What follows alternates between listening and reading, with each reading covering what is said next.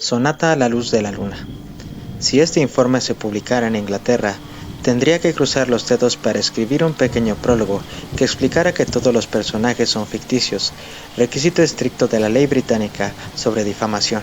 Sin embargo, ninguno de los personajes es ficticio y la historia, contada a Catherine Cornell por Clemence Dane y luego por Catherine a mí, narra lo que, según mi leal saber y entender, le ocurrió a un joven médico inglés al que llamaré Alvanch Barak. Es el relato de una aventura que hasta ahora no se ha contado. Ocurrió hace 2 años, cuando fue a Kent a visitar a un viejo amigo, llamémosle Ellery Cazalet, que pasaba la mayor parte de los días en el campo de golf y la mayor parte de las noches preguntándose cómo haría para pagar los impuestos de sucesión de la mansión familiar en ruinas que había heredado. Esta casa era una prima destartalada de Compton, con tejas de color rojo Tudor, que la hacía acogedora bajo el sol del mediodía, y una campana ronca que, desde la torre del reloj, había estado esparciendo despectivamente las horas desde que Enrique VIII era un jovenzuelo. En su interior, Cazalet solo podía permitirse el lujo de una pareja de ancianos que se ocuparan de él, y los jardines, antaño suntuosos, hacían lo que querían bajo el cuidado de un solo jardinero. Creo que debo arriesgarme a dar el verdadero nombre del jardinero, porque no se me ocurre ninguno que tuviera un sabor tan apropiado. Era John Scripture, y lo ayudaba, de vez en cuando, un padre anciano y lunático que, en sus intervalos lúcidos, salía de su cautiverio bajo los aleros de la cabaña para ocuparse de la lujuriosa extravagancia de los setos. El doctor bajaría cuando pudiera, con la promesa de jugar al golf, largas noches de exquisito silencio y 1 o 2 fantasmas, si así lo deseaba. Era característico de su humor un tanto pesado que al escribir para fijar un día, se dirigiera a The Cribs, Sevenoaks, Kent. Cuando llegó, se encontró con que su anfitrión estaba fuera de casa y no volvería hasta altas horas de la noche. Barak cenaría solo con un acomodador despectivo como compañero, y no la esperaría levantado. Su dormitorio en la planta baja estaba bellamente revestido de paneles desde el pie de cama hasta el techo, pero alguna ama de llaves despistada, bajo el cuarto, George, había dado a la hermosa carpintería con una lata de barniz negro. La dote que había traído una novia de Cazalet de la década malva se había invertido en unos cuantos cuartos de baño antiguos, y uno de ellos había sustituido a un armario de oración que antaño daba a este dormitorio. Solo había una vela para leer, pero la luz de la luna llena se filtraba a través de las enredaderas que cubrían a medias las ventanas con parteluces. En este museo, Barak se quedó dormido.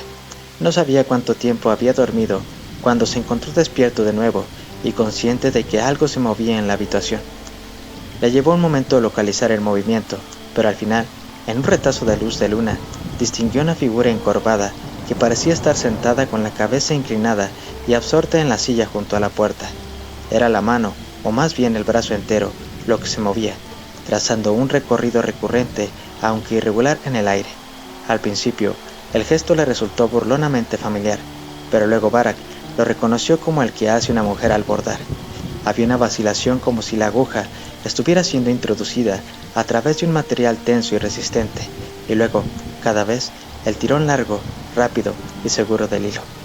Al sorprendido huésped, aquella le pareció la actividad menos amenazante que jamás había oído atribuir a un fantasma, pero de todos modos solo tenía una idea, y era salir de la habitación lo antes posible. Su mente hizo un rápido reconocimiento. La puerta que daba al vestíbulo estaba descartada, pues la locura estaba por allí. Al menos tendría que pasar justo por delante de aquel brazo que tejía. Tampoco le apetecía lanzarse a ciegas entre los arbustos espinosos que había bajo su ventana y correr descalzo por el césped helado. Por supuesto, estaba el baño, pero eso no le serviría de mucho si no podía salir por otra puerta. En un espasmo de concentración, recordó que había visto otra puerta. Justo en el momento de darse cuenta de esto, oyó el reconfortante sonido de un coche que subía por el camino de entrada, y adivinó que era su anfitrión que regresaba. Con un movimiento magnífico, saltó al suelo, entró en el baño y cerró la puerta tras de sí. El suelo de la habitación de al lado estaba cubierto de luz de luna. Avanzando entre ella, llegó sin aliento, pero sin ser molestado al pasillo. Más adelante, pudo ver la lámpara encendida en el vestíbulo de entrada y oír el ruido de su anfitrión al cerrar la puerta principal. Cuando Barak salió corriendo de la oscuridad para saludarlo, Cazalet vociferó su alegría por tal afabilidad y, hambriento por el largo y frío viaje, propuso una redada inmediata en la despensa. El doctor, ya avergonzado por su reciente pánico, no dijo nada al respecto y se puso a comer. Con velas encendidas, el grupo de búsqueda descendió a las oficinas, y el anfitrión estaba describiendo los méritos de la carne asada fría, el queso y la leche como un refrigerio ligero de medianoche, cuando tropezó con un bulto en el suelo, con una alegre maldición a la vieja cocinera que siempre dejaba algo por allí. Se inclinó para ver qué era y soltó un silbido de sorpresa. Entonces, junto a 2 velas encendidas, él y el doctor vieron algo que no olvidarán mientras vivan. Era el cuerpo de la cocinera, solo el cuerpo. La cabeza había desaparecido. En el suelo a su lado yacía un cuchillo ensangrentado de carnicero.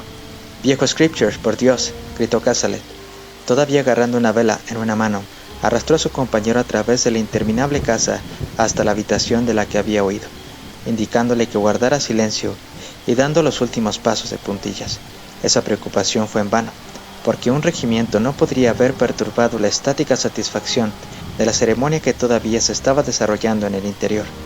El viejo lunático no había abandonado su asiento junto a la puerta. Entre sus rodillas todavía sostenía la cabeza de la mujer que había asesinado. Escrupulosamente, felizmente, canturreando en su trabajo, estaba arrancando los pelos grises uno a uno. Fin.